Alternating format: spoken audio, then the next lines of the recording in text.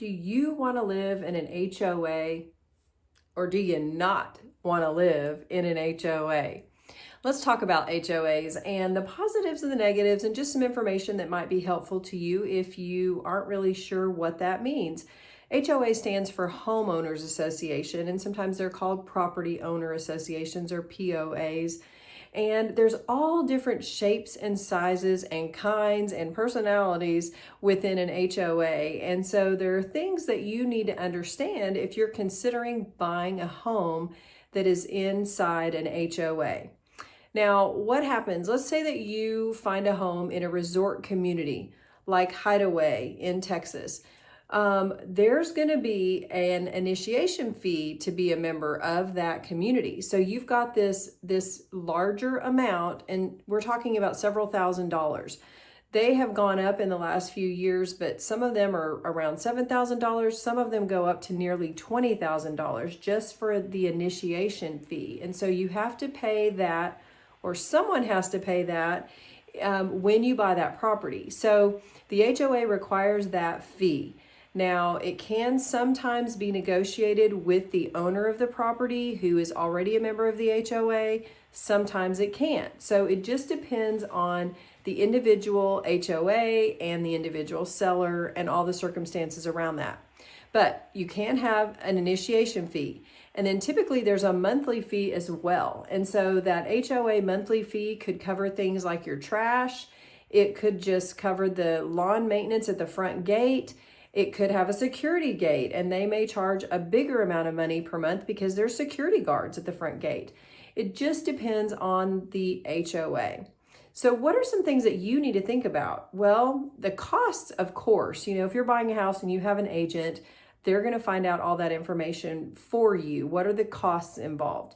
And you might decide you don't want to be part of an HOA, and so you might want to throw out any of those houses that are in an HOA before you ever start looking, and then don't even go see them if you're the person who does not want any rules.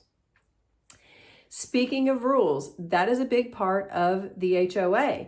So HOA has bylaws, restrictions, covenants. They have these documents that are written up that explain all of the rules and regulations and the amenities and the benefits and all of the information about the HOA. And some of those things are rules. They're things that you're not allowed to do if you live there.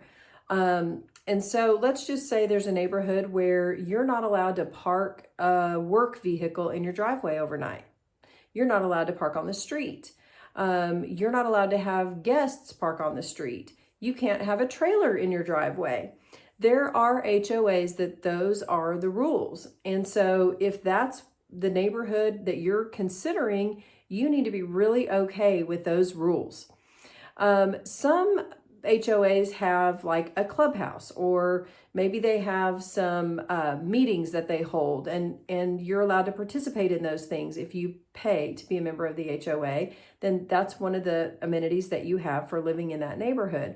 But there's going to be rules involved with that too. If there's a pool, what are the hours? What are are you allowed to have company or not? I know of an HOA where they don't allow renters at all. It is only homeowners that own the properties. And when you have guests, it's on a lake. And when you have guests, your guests have to be with you if they're fishing or whatever. You have to be with your guests at all times. So there's all kinds of rules and regulations involved in an HOA. So what you need to do is you need to read all of that information and make sure that you're really okay with it.